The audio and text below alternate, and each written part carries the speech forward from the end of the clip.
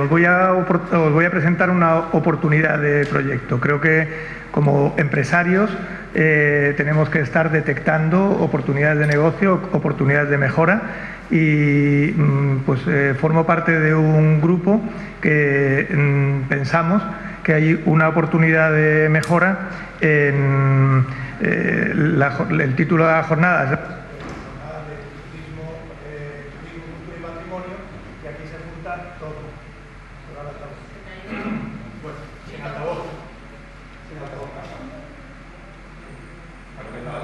Entonces, el patrimonio marítimo, antes contó Carlos Alonso, es un patrimonio delicado, porque es un patrimonio difícil de mantener. El patrimonio sumergido ya dificilísimo, pero el patrimonio náutico también. Los barcos se deterioran, todo lo que está en contacto con el mar es un medio muy agresivo y se deteriora.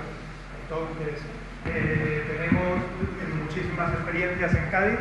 No voy a entrar en las experiencias arquitectónicas, no voy a hablar de la recuperación de patrimonio arquitectónico. A lo mejor no se sabe para qué uso. Por ejemplo, el Real Carenero en San Fernando, una obra que se hace no se sabe para qué. Vamos a hablar de patrimonio marítimo. Ahí también tenemos todos muy presente el destino del vaporcito del puerto, un barco muy vinculado a la historia del puerto, a la bahía, con coplas de carnaval, con una leyenda ya casi esto. Desde él se enterró o se arrojaron las cenizas de Alberti en la bahía. O sea, ya tiene una historia, tiene una cosa que contar, una leyenda. Se hunde el barco, nos quedamos todos mirándonos unos a otros y al final se pierde el barco. En este caso hay barcos, por ejemplo, como los barcos de la Corporación de Prácticos del Muelle de Cádiz, el Cayetano del Toro y el Gades, que se ceden por la Corporación de Prácticos al Museo del Dique. El Museo del Dique los saca del agua, los pone en una cuna y se pudren allí, en un museo, totalmente penoso. Son barcos que hay que cuidar.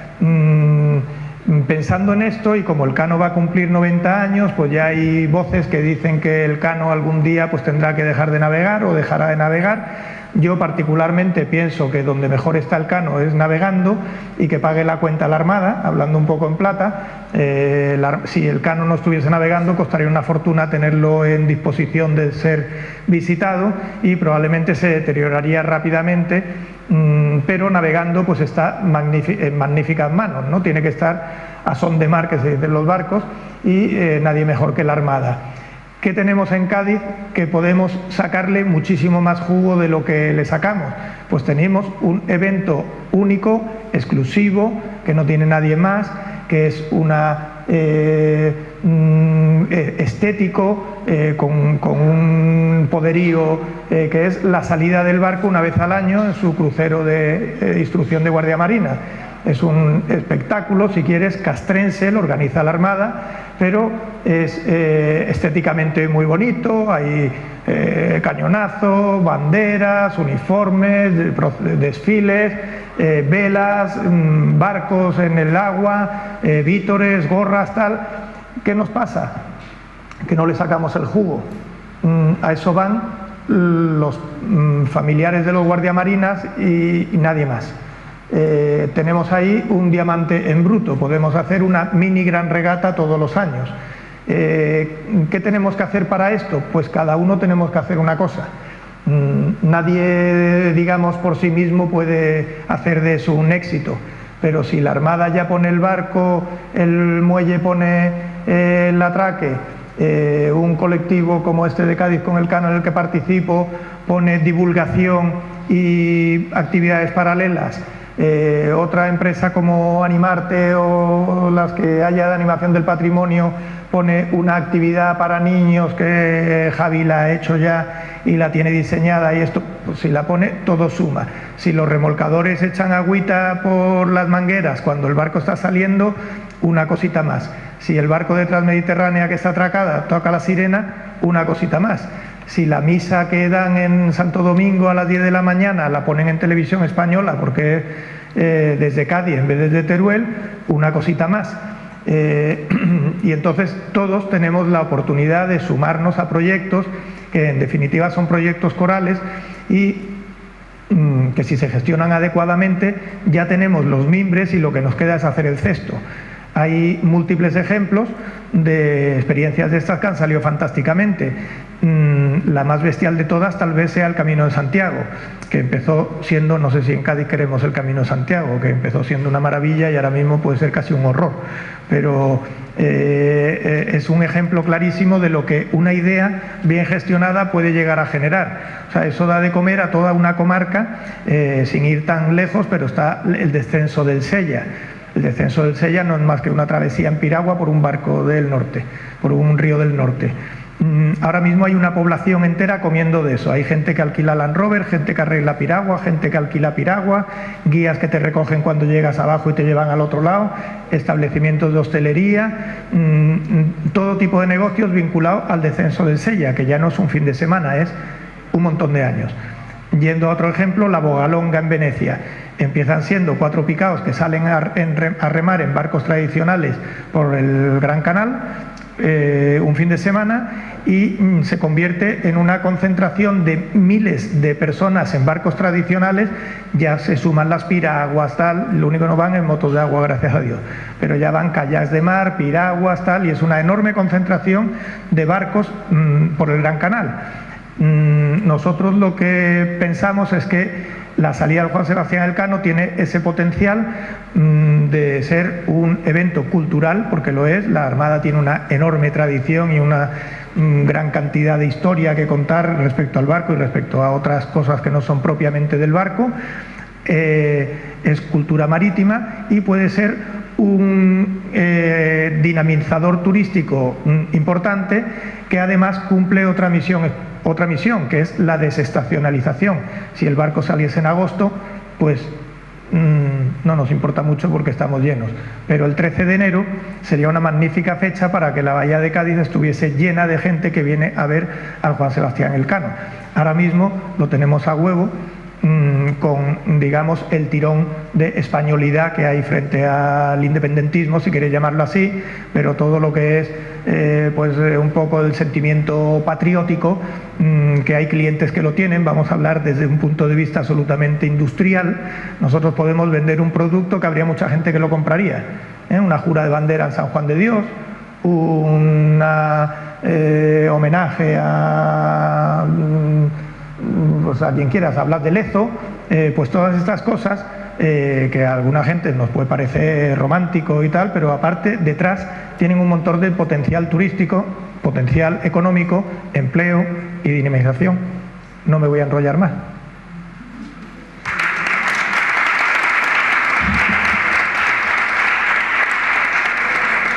Ya vas cogiendo el español, ¿eh? Muy bien. Bueno, la siguiente intervención, en este caso, versa sobre patrimonio natural, y el encargado del ponente será don Juan Manuel Fornel, director del Parque Natural de los Alcornocales.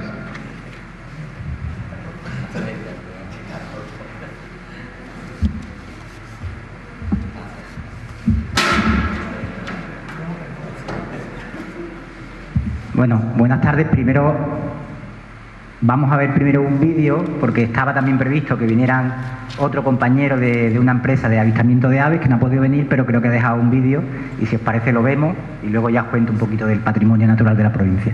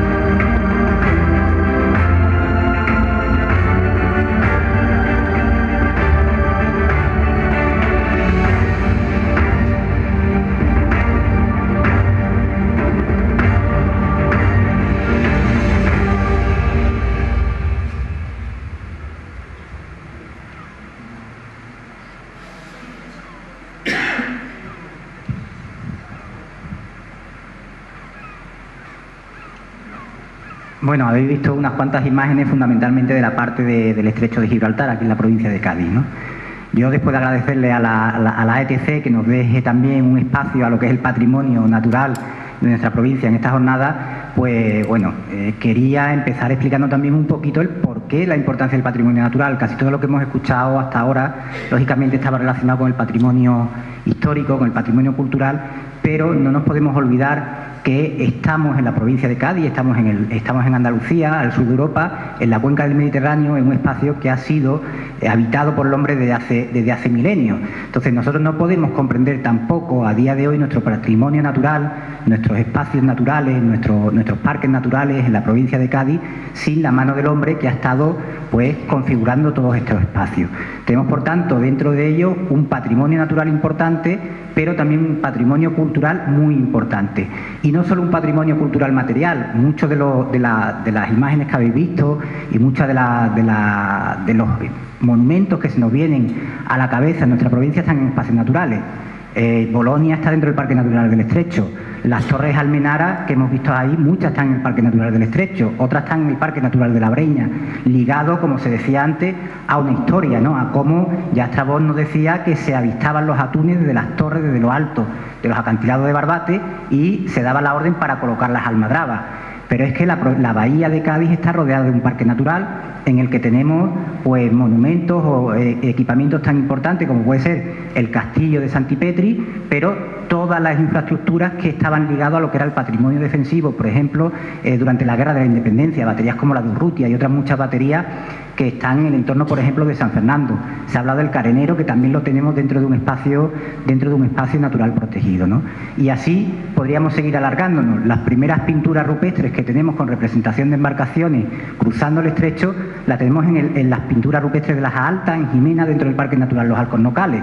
Y qué decir, por ejemplo, de las salinas romanas o fenicia de Istúzii, de yacimientos como el propio de la Cabeza de Hortales, como Curi, como la calzada romana entre Ubrique y Villaluenga. Todo eso está dentro de los espacios naturales. Es decir, nosotros tenemos un patrimonio natural que va ligado también a nuestras propias poblaciones y que, como se ha dicho ya antes, es un recurso que tenemos, es una herencia que tenemos y que tenemos que mantener para los que nos vienen en el futuro. Y además, y esos son los únicos datos prácticamente que voy a poner, lo demás son fotos, hay toda una actividad turística que viene buscando ese patrimonio. No solo esas imágenes que hemos visto de aves, esos paisajes, sino también todo el patrimonio inmaterial que está ligado a esos espacios. Pensemos en actividades como la extracción de sal, la extracción del corcho, la caza tradicional. Todas esas actividades están generando una actividad económica y turística muy importante en toda España y también en la provincia. Ahí tenéis algunos datos del Club de Ecoturismo de España, del Club Soy Ecoturista, de turismo en la Reserva de la Biosfera, donde nos dice que han hecho un estudio a lo largo del año 2017 y nos dice que los parques naturales son la principal motivación para el 78% de las personas que vienen buscando turismo natural o ecoturismo dentro de nuestro país.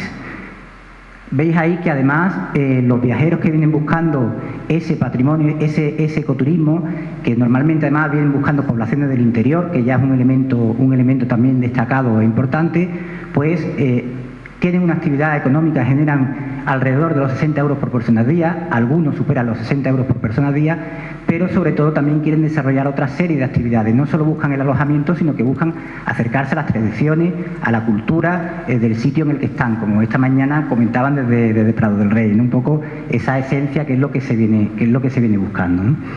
Y son fundamentalmente aficionados a la naturaleza. Nosotros tenemos la suerte en la provincia de Cádiz de tener varios elementos de protección. Voy a empezar por los de abajo, que son menos conocidos. Todos conocemos lo que son las ciudades Patrimonio de la Humanidad, los monumentos que son Patrimonio de la Humanidad, pero hay una figura de la UNESCO que son las reservas de la biosfera. Nosotros en la provincia de Cádiz tenemos la suerte de tener dos reservas de la biosfera y además muy singulares. La primera es la reserva de la biosfera de la Sierra de Grazalema, que es la primera que se declara en España en el año 87 aproximadamente, y luego tenemos esas siglas que son la REBIN, es la Reserva de la Biosfera Intercontinental del Mediterráneo. Es un elemento muy singular y con un potencial enorme dentro de la provincia de Cádiz desde el punto de vista del turismo. ¿Por qué? porque en toda la red de la biosfera que hay en todo el planeta, solo hay una reserva de la biosfera que coge 2 continentes. Hay varias reservas de la biosfera que cogen varios países, pero una única reserva que coge dos continentes. Y es precisamente la reserva de la biosfera intercontinental del Mediterráneo, que se extiende entre la Sierra de las Nieves, futuro Parque Nacional en la provincia de Málaga, pero coge todo el Parque Natural de la Sierra de Grazalema, todo el Parque Natural del Estrecho, todo el Parque Natural de los Alcornocales, la zona marina que está en el estrecho entre Tarifa y Marruecos, y luego tiene su similitud en la parte de Marruecos. Es decir, tenemos un elemento potencial muy importante que hasta ahora no hemos sabido utilizarlo. Alguna empresa hay que está empezando a utilizarlo, ligado a temas de deporte fundamentalmente, como las pruebas de Euráfrica Trail en el estrecho de Gibraltar, donde ya se han inventado incluso el concepto del territorio de Euráfrica, y bueno, están trayendo ya con 3 años, este año será su 3ª edición, y viene gente de toda Europa a realizar la prueba, y como digo, es un elemento muy importante. Y luego hay otro elemento también desconocido, y es que estamos en la provincia con más parques naturales de España. Tenemos 6 parques naturales, algunos de ellos con un potencial y un nombre enorme. Hace unos días veíamos como en la prensa salía que la Sierra de Grazalema, la Sierra de Cádiz se convertía en el primer destino de interior en este verano de España. Tenemos una marca como es la Sierra de Grazalema, tenemos el segundo parque más importante en extensión de toda Andalucía y uno de los 4 o 5 más grandes de toda España, como es el Parque de los Alcornocales. Tenemos un parque ligado al estrecho que tiene marca por sí sola. Muchas veces hablamos del Cabo Norte como lugar al que hay que ir. Nosotros tenemos el Cabo Sur de Europa, lo tenemos en el estrecho de Gibraltar. Y luego algunos parques menos conocidos como Bahía de Cádiz o fuera de la provincia, como Bahía de Cádiz y como Breña de Marisma del Barbate, y el nombre de Doñana. Sabemos lo que viene Doñana. No tenemos el Parque Nacional, pero sí parte del Parque Natural que está en torno a Doñana lo tenemos dentro de nuestra provincia. Es decir, tenemos varias marcas, varios elementos que serían muy importantes el poder ponerlos en valor. Está claro, y esa es una reflexión que tenemos que hacer y que vale no solo para el patrimonio natural, sino que yo creo que para todo el patrimonio y para el desarrollo turístico de la provincia, y es que no podemos vender cada uno de los parques por separado. No tiene sentido que nosotros vendamos desde la Consejería de Medio Ambiente la visita al Parque de Alcornocales o la visita al Parque de la Sierra de Grazalema o la visita del Estrecho. Como no tiene sentido que yo venda Cádiz y no venda San Fernando, venda Algeciras y no venda San Roque, o venda Prado del Rey y no venda Ubrique. Tenemos que ir a una venta, digamos, a un concepto provincial de lo que son los espacios naturales. Fijaros además lo que nos están aportando los espacios naturales en la provincia de Cádiz. Nosotros tenemos un enorme privilegio por el sitio en el que estamos, y por el uso que se ha dado de nuestro espacio a lo largo de la historia. Tenemos espacios marítimos, como pueden ser sitios tan emblemáticos como la Duna de Bolonia, pero sitios menos conocidos como el tercero que tenéis, que es la ensenada de Guadalmesí, entre Tarifa y Algeciras, en la playa de las Mujeres. Tenemos sitios conocidos internacionalmente como el Pinsapar de Grazalema. Tenemos paisajes montañosos abruptos como pueden ser, ahí tenéis la Manga de Villaluenga en la primera de la fila, o abajo la Sierra de Grazalema visto desde el castillo de Matrera, la vista que se tiene desde el castillo de Matrera de la Sierra de Grazalema. Sitios náuticos con una importancia, antes se hablaba también de la importancia náutica, como es el Cabo de Trafalgar, el tómbolo de Trafalgar. Ya sabemos todos que las 2 plazas más importantes que tenemos en las 2 ciudades más importantes de Europa reciben su nombre de la provincia de Cádiz.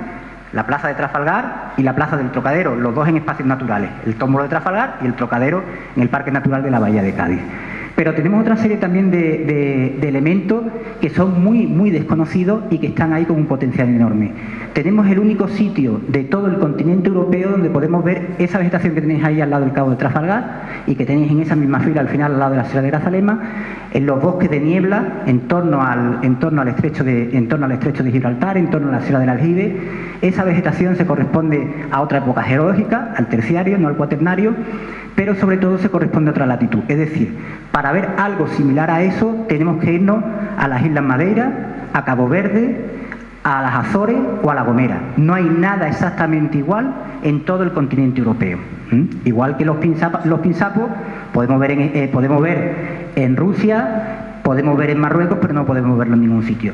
Pero los bosques de niebla que tenemos en torno al estrecho de Gibraltar son un elemento absolutamente único. Y eso hace de esta provincia, desde el punto de vista del patrimonio natural, una provincia que está pues en un lugar puntero en todo España. Quizá poco aprovechado pero con un potencial, como digo, enorme. Allí, por ejemplo, tenéis una fotografía, la última, que a mí personalmente me enfada mucho cuando lo veo, porque hay un libro y hay una exposición que lleva años dando vueltas por toda España, que se llama Naturaleza Fractal, que hace referencia a los paisajes del Parque Nacional de Doñana, y esa foto es prácticamente la que sale de titular de todas esas exposiciones. Sin embargo, aquella foto de allí, aquellos caños que veis en verde, no están hechos en Doñana. Esa foto está hecha en el Parque Natural de la Bahía de Cádiz.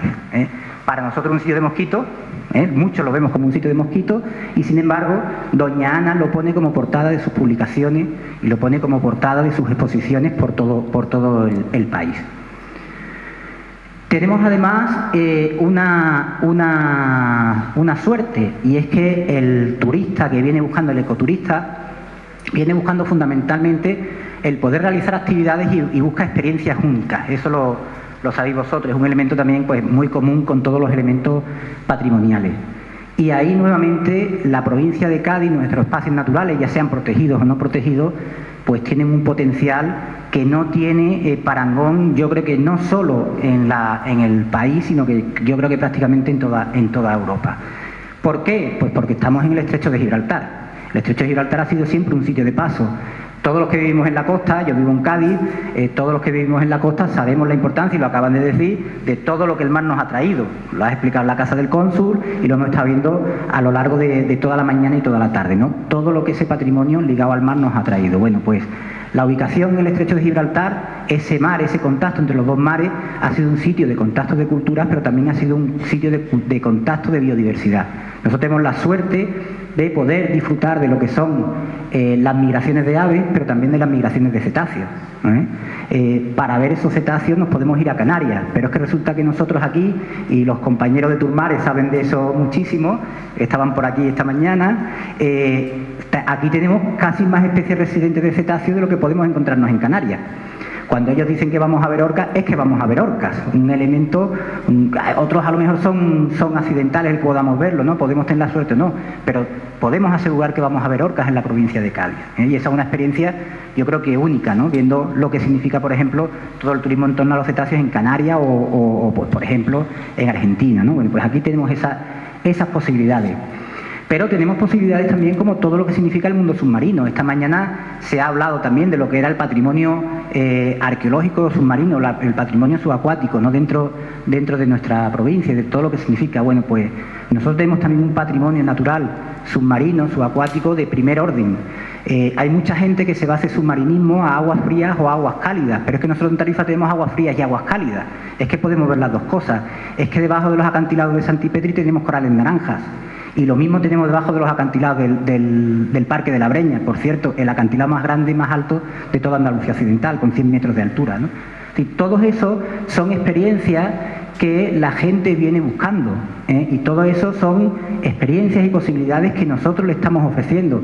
Le ofrecemos ver un rododendro, una planta del siglo de la edad terciaria, no del cuaternario, que solo lo pueden ver aquí porque ya no existe en ningún otro sitio. Se ha quedado relicta, se ha quedado como una rareza dentro de nuestra provincia.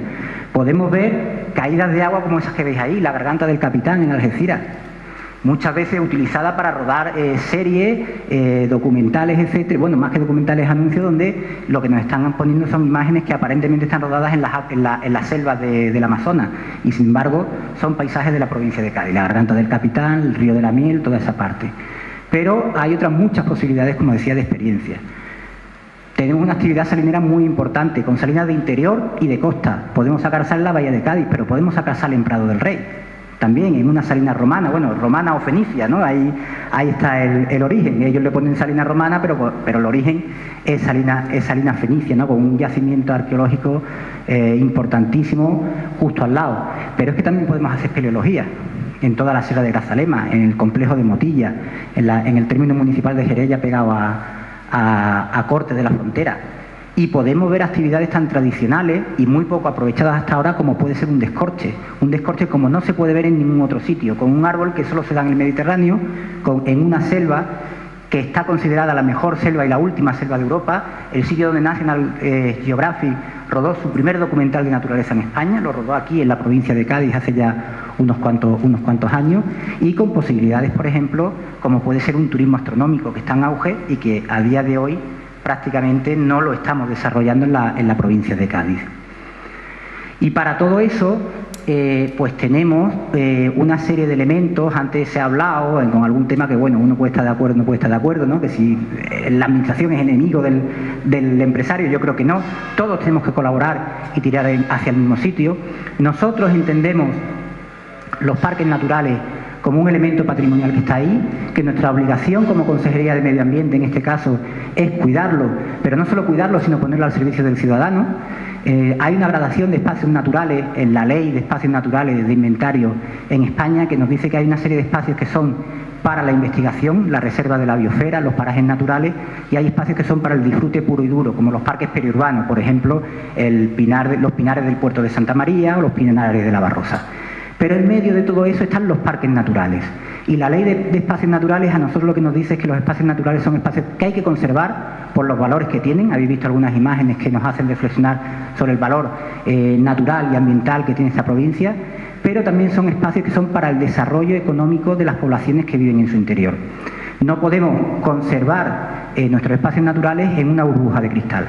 Los espacios son lo que son porque tienen vida dentro, porque tienen un patrimonio dentro, tienen una historia que nos ha dejado su legado en las numerosas poblaciones que viven en torno a él. Todos los pueblos blancos que esta mañana se hacían referencia, prácticamente el 90% están dentro de un espacio o limitan con un espacio natural protegido. Todo eso tenemos que protegerlo y esa es la misión de la Administración. Poner esos elementos en valor, cuidarlos, mantenerlos, pero también apoyar a las empresas que quieran desarrollar su actividad dentro de esos espacios. Y dentro de ese campo es un elemento fundamental, lógicamente, la actividad turística y todo lo que significa el ecoturismo. Como una industria, como decía esta mañana Antonio Arcas, una industria, una actividad que ha venido a quedarse, que está generando muchísimo empleo en los municipios del interior, que está ayudando a romper la estacionalidad y que está ayudando a que mucha gente que en épocas de sequía, en épocas de falta de actividad, no encuentran prácticamente una actividad, puedan desarrollarla en torno al turismo.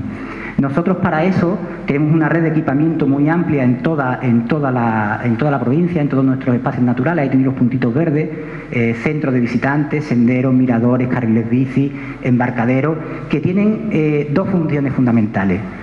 La primera, podemos empezar por ahí, sería que las empresas turísticas podéis acercar a esos equipamientos que son gratuitos y podáis desarrollar vuestras actividades de ahí. Pero luego, como decía antes el compañero de la Asociación de Patrimonio, hay un axioma que es fundamental y que es clave en la protección de todos. Y aquí nuevamente el patrimonio histórico, el patrimonio natural van de la mano, ¿no? Y es que solo podemos conservar lo que conocemos. O solo podemos conservar lo que valoramos y solo valoramos lo que conocemos. Por eso esos equipamientos nos permiten a nosotros que cualquier ciudadano se acerque a nuestro patrimonio natural, lo conozca y lo valore, porque esa es la única forma de que al final podamos exigirle todos a nuestros políticos que conserven nuestro patrimonio. Esta mañana, antes comiendo, lo comentábamos, pues que posiblemente uno de los problemas que tenemos en el patrimonio en Cádiz es esa falta de valoración que el ciudadano, no solo de Cádiz, sino de muchas poblaciones, hace de su propio patrimonio. Si yo valoro en la Casa de las Cadenas, no le haré un grafiti a la Casa de las Cadenas, y no pondré allí no sé cuánto te quiero, evidentemente, ¿no? Entonces, esa es una labor fundamental que tenemos nosotros dentro de los espacios naturales. Y para eso nosotros tenemos dos marcas que apoyan al sector turístico, que intentan reconocer a aquellas empresas que están realizando su actividad dentro de los espacios de un modo sostenible. Todos los parques de la provincia de Cádiz están acreditados con la Carta Europea de Turismo Sostenible.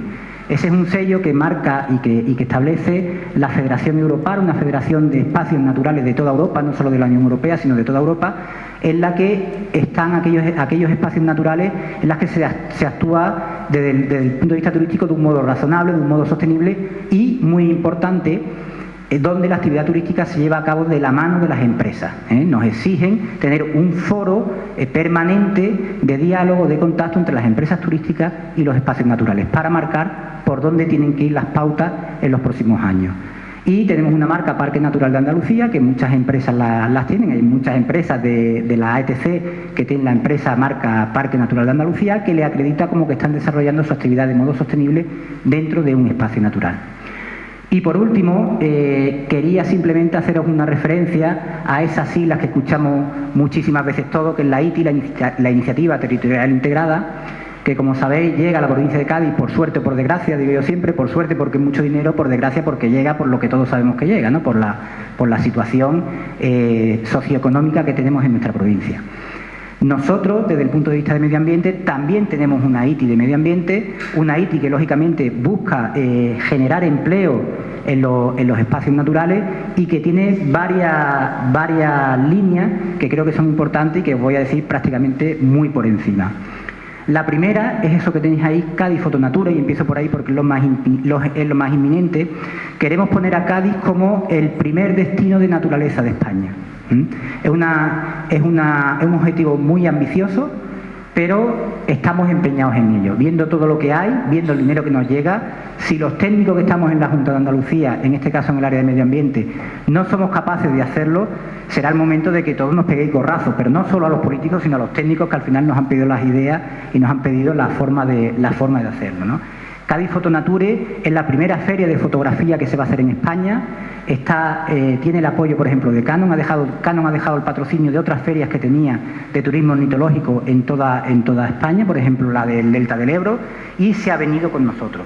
Vienen los principales fotógrafos de toda Europa, de España y de Europa. Van a estar el día 9, 10 y 11 de noviembre en Benalú, dando conferencias, dando talleres, pero ese, digamos, que es el punto de atracción. Lo que buscamos a continuación va con un concurso de fotografía y una serie de talleres y visitas a los espacios naturales de toda la provincia, porque lo que pretendemos es que esos grandes fotógrafos que tienen miles de seguidores en las redes estén constantemente bombardeando durante todos esos días sus redes sociales con fotografías hechas de la provincia de Cádiz. Fotografías que sabemos que se van a multiplicar y que van a llegar pues a cientos de miles de personas en toda Europa. Hay una actuación muy importante que es Eurovelo. Es Eurovelo 8. Eurovelo, yo creo que si os pongo una imagen va a ser más fácil casi que os lo explique.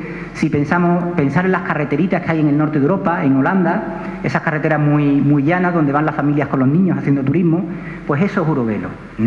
Eurovelo es una red de caminos para bicicletas previstas en toda Europa, que tiene que ser muy llano, con alojamientos o puntos de atención al usuario cada 20 kilómetros aproximadamente, y nosotros con la ITI hemos empezado con el primer tramo de Eurovelo del sur de España, que irá desde Cádiz por todo el litoral, pasando, bordeará el Novo Santipetri, tirará por la costa hacia el Palmar, del Palmar hacia Barbate, por el Retín, se está hablando con los militares para meterlo en la costa, hasta prácticamente hasta Lanterra, para entrar hacia Facina los barrios, y los barrios hasta Málaga. Van a ser más de 100 kilómetros, más de 180 kilómetros de carriles bici, ya digo, que tienen que llevar una serie de equipamientos al lado. Otra apuesta muy importante es el turismo náutico. Tenemos muchísimos embalses, sobre todo en el interior de nuestra provincia, y una de las apuestas es el potenciar el turismo náutico, no solo en el interior, también lógicamente en la costa, en la zona de Bahía de Cádiz fundamentalmente, pero poner también en valor todos los embalses que tenemos en nuestra provincia. Grandes rutas de senderismo, porque entendemos que, antes se hacía referencia al Camino de Santiago, los senderos que nosotros ofertamos en la provincia de Cádiz, que son de muy corto recorrido, no atraen turistas, atraen al usuario que está en nuestras poblaciones y que se acerca a hacer un recorrido de 3 horas, 4 o 5 horas, pero no es un gran recorrido que atraiga a un turista de por sí, ¿no? Tenemos la Gran Senda en Málaga, tenemos el Sulaire en Sierra Nevada, que sí están atrayendo turistas. Nosotros apostamos por grandes rutas de senderismo, una aquí en la Sierra de Cádiz, otro poner en valor el corredor verde, ese que decía también por la costa, etcétera, ¿no? Y la última gran apuesta, con eso sí que acabo, es todo lo que es el turismo ornitológico. El Patronato de Turismo ya viene trabajando en eso desde hace tiempo, hay numerosas empresas que lo están haciendo ya en la provincia de Cádiz, pero tenemos el mejor punto de avistamiento de aves de toda Europa, que es el Estrecho de Gibraltar. Pero no solo eso, la Bahía de Cádiz es el tercer humedal salino en importancia de la península ibérica para la observación de aves. Hay más de 180.000 aves en la Bahía de Cádiz, con grandes bandadas que, si nos vamos al saco interno de la bahía, pues estaríamos casi como si fuera un documental de esto de las dos, cuando vemos las grandes bandadas de aves saliendo. Y además es muy fácil verlo, porque a diferencia de sitios como Doñana, donde es más difícil acceder a las aves, nosotros sabemos cuando están en marea alta y sabemos dónde están en marea baja. Y eso, desde el punto de vista del turismo, te asegura que la empresa que vaya a un sitio como Bahía de Cádiz pueda, igual que decíamos antes con los cetáceos, pueda asegurar que se va a ver las aves. Yo con eso acabo. Bueno, yo voy a dar unas ideas un poco generales sobre el papel, sobre todo de los museos dentro de algunos de esos espacios culturales, y bueno, ya luego, si acaso en el debate, pues si vemos oportuno, pues seguimos. sí es cierto que antes de empezar querría dar las gracias a la organización por haberme invitado. A ver, deciros que me hubiese gustado poder estar aquí esta mañana, pero otras circunstancias laborales me lo han impedido, porque escuchando lo que he escuchado esta tarde estoy encantado, es muy interesante, estoy aprendiendo muchas cosas y bueno, yo creo que ya algunos ya os liaré para algunas cosas futuras, pero bueno, eso lo dejaremos para más adelante. Si queréis empezamos. Bueno, un poco quería empezar por algo muy básico, ¿no? Que es la importancia del acceso a la cultura. De hecho, uno de los fundamentos de nuestra sociedad, ahí he puesto cultura, las prisas, es fundamental porque es algo que ya nosotros lo consideramos como algo necesario, absolutamente necesario a todos los estratos sociales. Luego también es fundamental, y también desde el punto de vista del patrimonio que estamos hablando aquí, desde todos los puntos de vista, en lo que es la conformación como clave de la identidad, de pertenencia a una comunidad, a una comunidad en un sentido más limitado y en un sentido más amplio también. Y luego, que eso veremos también, los avances que se han ido haciendo a lo largo de los años dentro de lo que es el reconocimiento y la construcción de todo un aparato legal, administrativo, en favor de la defensa del patrimonio, que es verdad que también tiene sus puntos fuertes y tiene sus puntos débiles, que digamos algunas veces se ha pecado en exceso y otras veces se ha quedado corta. Pasamos a la... Bueno, el reconocimiento legal, empieza la Constitución del 78, tranquilo que ahora voy a hacer un recorrido por toda la ley, pasamos. Ha habido distintos desarrollos legislativos a lo largo del tiempo, ahora lo iremos viendo. Veo un poquito para atrás la imagen simplemente porque yo quería aquí deciros que me iba a centrar fundamentalmente en los museos, porque se ha ido, en este proceso legislativo, administrativo, se ha ido creando, organizando y sistematizando los distintos espacios públicos de cultura, al menos algunos de los más, no sé si de los más importantes, pero sí de los más conocidos a nivel general, ¿no? Como son los museos y algunos espacios musealizados, que ahora de alguna puntualización. Pasamos. Bueno, esta tabla abrumadora nos la pasamos, pero simplemente lo que queríais que vieseis cómo a lo largo del tiempo, prácticamente a raíz de la Constitución, ya desde los años 80, pero fundamentalmente en los 90 y los 2000, se ha ido generando abundante legislación en todas las autonomías, hasta el punto incluso de que ya hay algunas, como es el caso en la que estamos, la Comunidad Autónoma de Andalucía, que ya ha tenido que renovar la legislación tanto de museo como de patrimonio histórico en general y todos los reglamentos. Que además eso hay que reciclarse y está estudiando constantemente. Eso. Bueno, una cosa muy importante, que era una de las ideas que sí quería lanzar, es la responsabilidad pública en lo que es el acceso a esa cultura. El acceso a la cultura en sentidos muy amplios, no solamente en aspectos también de conservación, sino un aspecto fundamental que se ha mencionado aquí, lo mencionaste tú, lo habéis mencionando varios de los ponentes que he tenido la suerte de escuchar, y que me encanta porque es el hecho de la difusión, que es algo muy importante. Pretender conservar algo sin apoyarse en la difusión es inútil. Antes o después eso decae, languidece y no se llega a ningún sitio, porque es muy difícil convencer de que es necesario conservar algo si la persona que debe conservarlo, participar en esa conservación, no sabe que existe siquiera. Pasamos... Os decía antes que me iba a centrar en los museos y en los espacios musealizados, un poco cuando hablo de espacios musealizados pienso sobre todo en espacios donde hay una accesibilidad física, cognitiva, conceptual, ¿no? Porque es verdad que luego hay muchos espacios patrimoniales que tienen un gran potencial patrimonial, pero que por una circunstancia u otra todavía no nos hemos conseguido hacer accesibles. ¿Por qué hablo de esta accesibilidad? Pues precisamente por lo que acabo de mencionar de la difusión. Porque si al final no hay posibilidad de que ese patrimonio sea conocido por el público, que debe hacer lo propio de alguna forma, pues difícilmente, ¿no? Yo puedo difundir algo si tú no puedes verlo, o si tú no puedes visitarlo, o si nadie te va a contar nada de eso. Siempre está el interés personal, pero bueno, tampoco lo podemos dejar todo a la voluntad de, bueno, entenderme, en el sentido de, bueno, ya aprenderá la gente, ya lo irá conociendo. Hay que ayudarle también. Pasamos... Bueno, yo creo que esta parte con lo que hemos escuchado aquí, yo solamente por poneros en situación, que yo creo que todos conocemos, ¿no? De cuál es la realidad en la estructura de los espacios públicos culturales, ¿no? Pues tenemos una realidad de que unos u otros pues dependen desde el punto de vista de la gestión administrativa con tres grandes realidades. Por un lado, las entidades locales o provinciales, en el caso también de las diputaciones y en el primero de los ayuntamientos. la gestión de las entidades autonómicas, ¿no? que mayoritariamente son las que digamos, organizan y estructuran todo este entramado patrimonial, tanto en Andalucía como en otros sitios. Y la gestión de entidades estatales, ¿no? Bueno, que cada vez está más localizado a determinados espacios, sobre todo algunos museos, los museos estatales, museos, digamos, a las grandes entidades, el Museo del Prado, el Museo de Arte de Reina Sofía, etcétera. Hay algunos casos especiales, no tampoco vamos a entrar en ello, ya habrá su momento en todo caso, como el Patronato de la Alhambra o el convenio de gestión del Museo Picasso Málaga, pero que bueno, que son pequeños casos interesantes porque por un lado hablan de un necesario entendimiento entre distintas administraciones y entidades, del que ahora también haré alguna mención, y por otro donde también de alguna forma fusiona intereses públicos e intereses privados también en favor de una difusión y de una posibilidad de acceso a la cultura a grupos más amplios de la sociedad. Pasamos.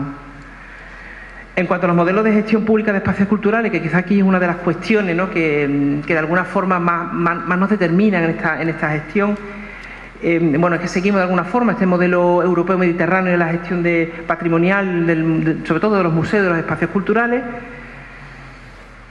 Por supuesto que parte de la idea de que se asume la responsabilidad pública de las administraciones en la salvaguarda, la conservación y en la difusión, protección, etcétera, de este patrimonio cultural.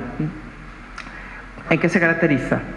Bueno, en primer lugar, esa ha salido ahí, sí, no te preocupes, que las cuestiones de... Bueno, que las fuentes de financiación son principalmente públicas, ¿no? Bueno, esto hoy día en nuestra, digamos, tal como está todo organizado desde el punto de vista administrativo y legal, tiene su lógica, tiene su sentido, tiene sus fundamentos también ideológicos, pero es cierto que esta realidad no es igual en todos sitios, ¿no? Hay otros modelos de gestión en el centro de Europa, en el norte de Europa, en el mundo anglosajón, que precisamente no participan de esta mayoritaria financiación pública. Que no digo que sea negativo, pero sí es cierto que algunas veces sí se puede convertir en una dificultad. Siguiente. En consecuencia, hay pocas opciones a la financiación privada. Hay unas limitaciones legales, existen unas figuras como son el mecenazgo y el patrocinio, pero normalmente son figuras que muchas veces no son todo lo ágiles que nos gustaría que fuese. Digo que nos gustaría, pues yo creo que muchas veces tanto a los gestores como también a los usuarios, a empresarios o entidades privadas que puedan estar interesados en potenciar un patrimonio para su defensa, para su conservación y también para el uso y disfrute del público. Es cierto que hay otras vías de participación, el voluntariado, pero que también encuentran su dificultad. No es tan fácil decir, bueno, yo voy a organizar un grupo de voluntariado cultural para un museo. No es tan fácil. Dentro de unos meses ya contaré, a ver cómo seguimos. Ya con esto voy estupendamente, no sé si he corrido mucho, pero digo pensando porque se me ocurrían muchas cosas, había muchas cosas que tenía ahí, y empiezo con una que me podéis llamar utópico, un poco idealista, a lo mejor inocente. Bueno, todo eso es verdad, ¿no? Pero de momento voy a disfrutar de esa inocencia, porque yo creo que es fundamental en esto de la conservación, de la difusión, del disfrute del patrimonio cultural, es fundamental la colaboración entre las distintas administraciones, entre distintas entidades, entre distintos colectivos, entramados asociativos de ciudadanos, de empresarios, porque no puede entenderse un museo o un espacio patrimonial como algo que está aislado. Antes hablaba algo el compañero de Parques Naturales. No es una burbuja, no lo podemos estar protegiendo constantemente. Efectivamente sí tenemos una función de protección, pero la función de protección pasa necesariamente por hacer partícipe, por dar a conocer, por difundir. Y el hacer partícipe también es una forma de crear identidad, de que la gente se sienta de alguna forma identificada, que eso es suyo, que el museo al que va tiene algo que ver con él o con ella, que no es algo completamente ajeno, que uno va a verlo cuando está en el colegio y ya no vuelve más. Y luego porque es cierto que también se vive en una realidad socioeconómica, cultural. Hay empresas que se están dedicando a una serie de animación sociocultural, de difusión del patrimonio, y que es importante escucharlo. Yo por eso de verdad agradezco la oportunidad de estar aquí hoy, porque me da la oportunidad de escuchar otras voces, otros puntos de vista, otras perspectivas, que son importantes, todas, obviamente. Bueno, ya he hablado de la importancia de la inmersión identitaria. A ver, en el punto de vista de los museos, yo muchas veces hay gente que se me preocupa porque es que no le gusta el museo. Yo lo digo, es que no es obligatorio que te guste un museo, pueden gustarte otras cosas, no pasa nada. Lo que sí es importante es averiguar por qué no te gusta, porque normalmente es porque un museo no te gusta porque es que no te dice absolutamente nada, no consideras que eso tenga nada que ver contigo. Y ahí está la difusión y ahí está el conseguir llegar un poco a la gente, porque en el momento que tú consigas que haya algo que le interese, que no hace falta que sea todo el museo ni todo el patrimonio, pero ya conseguirás que otro patrimonio que no conoce y que a lo mejor no le dice tanto, pero considere que es importante, porque automáticamente piensa que será importante para alguien. Entonces ahí sí es verdad que es un paso adelante.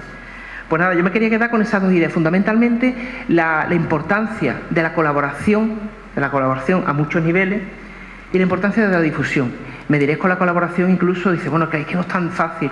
Bueno, pero es que a veces la colaboración tampoco hace falta hacer grandes movimientos para cambiar las cosas. A veces basta con un gesto. Bueno, pues vamos a hacer una pequeña colaboración ¿por qué? Porque somos amigos, nos conocemos, aunque trabajemos en dos administraciones distintas. Y a lo mejor a partir de ahí se van moviendo las cosas.